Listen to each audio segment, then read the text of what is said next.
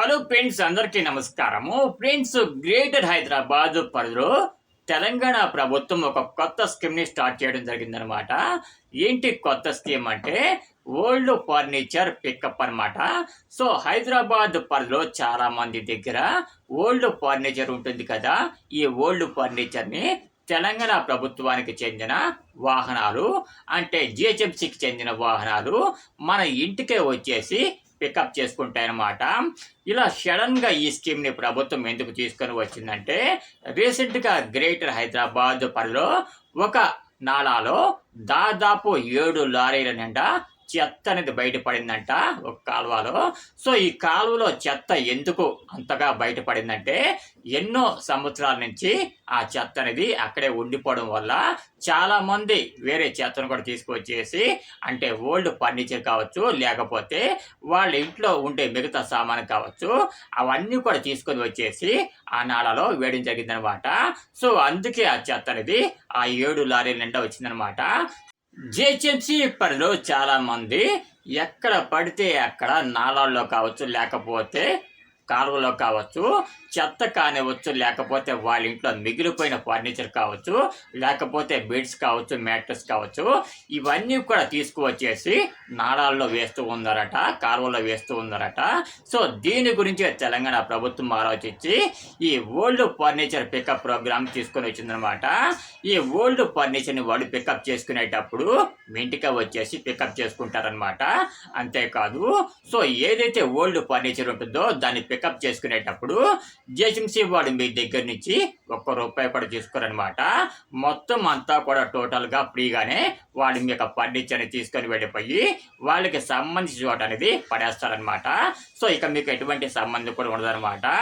మరి old furniture మీ ఇంట్లో కనుక ఉన్నట్టయితే వాళ్ళకి ఎలా ఇవ్వాలంటే తప్పకుండా చెప్తాను. సో, ఎవరి దగ్గరైతే ఓల్డ్ ఫర్నిచర్ ఉంటుందో అటువంటి వాళ్ళు రీసెంట్‌గా తెలంగాణ ప్రభుత్వం ఈ పథకానికి సంబంధించి ఒక క్యూఆర్ కోడ్‌ని తీసుకొని వచ్చిందనమాట. ఈ క్యూఆర్ కోడ్‌ని కనుక మీరు స్కాన్ చేసినట్లయితే మీకు వివరాలు మొత్తం కూడా అందులో నింపడానికి మీకు అవకాశం ఉంటుందన్నమాట. సో, ఇలా క్యూఆర్ కోడ్‌ని కనుక స్కాన్ చేసినట్లయితే మీ యొక్క డీటెయిల్స్ అన్నీ కూడా ఫిలప్ చేసినట్లయితే వాళ్ళు మీ ఇంటికి వచ్చేసి మీకు దగ్గరుండి పాత ఫర్నిచర్ని తీసుకొని వెళ్ళిపోతారనమాట. సో, చాలామంది ఓల్డ్ ఫర్నిచర్ని కొంతమంది రోడ్ల మీద పడేస్తూ ఉంటే మరికొంతమంది అయితే సో ఖాళీ స్థలాలు వేస్తూ ఉన్నారనమాట. ఇలా వేయకూడదని చెప్పేసి ప్రభుత్వం ఈ పథకాన్ని తీసుకొని వచ్చిందనమాట. ఒకవేళ మీ దగ్గర కనుక ఓల్డ్ ఫర్నిచర్ కనుక ఉంటే దాన్ని కనుక మీరు పడేయాలని చెప్పేసి నిర్ణయించుకుంటే తప్పకుండా ఇక్కడ ఇస్తున్న క్యూఆర్ కోడ్ని స్కాన్ చేసినట్లయితే జిహెచ్ఎంసీ వాళ్ళు మీ ఇంటికే వచ్చేసి మీ దగ్గరుండే ఫర్నిచర్ని తీసుకొని వెళ్ళిపోతారనమాట. సో, మీరే కాదు చాలా మంది దగ్గర హైదరాబాద్లో ఓల్డ్ ఫర్నిచర్ ఉంటుందన్నమాట.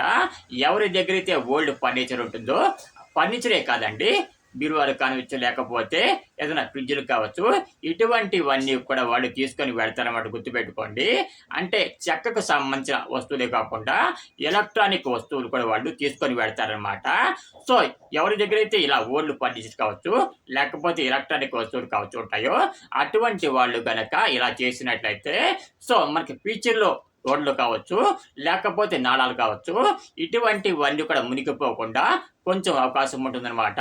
సో, ఎవరైతే వీడియో చూస్తూ ఉన్నారో అది కూడా హైదరాబాద్ పరిధిలో చూస్తూ ఉన్నారో అటువంటి వాళ్ళు తప్పకుండా వీడియోకి చిన్న లెక్క అయితే వెండి. అంతేకాదు ప్రతి ఒక్కరు కూడా తప్పకుండా మీ ఫ్రెండ్స్ అండ్ ఫ్యామిలీ మెంబర్స్ ఎవరైతే ఉంటారో అటువంటి వాళ్ళకి కూడా షేర్ చేసినట్లయితే వాళ్ళకు కూడా అర్థమవుతుందన్నమాట, వాళ్ళకు కూడా తెలుస్తుందన్నమాట.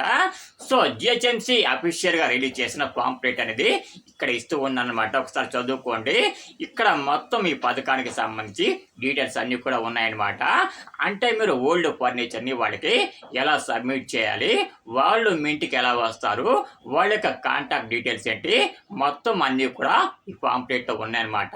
సో, ఎవరైతే హైదరాబాద్లో నివసిస్తూ ఉంటారో ఫ్యామిలీస్ అటువంటి వాళ్ళు తప్పకుండా మీ దగ్గర ఉన్న ఓల్డ్ ఫర్నిచర్ కావచ్చు, లేకపోతే ఎలక్ట్రానిక్ వస్తువులు కావచ్చు, పనికి రాకుండా ఇంట్లో ఉన్నట్టయితే వాటిని రోడ్డు మీద పడేయకుండా నాళాలో వేయకుండా వీళ్ళకి కనుక ఇచ్చినట్టయితే వాళ్ళు రీసైకిల్ చేసేసి మళ్ళీ వాటిని పైకి పంపిస్తారనమాట.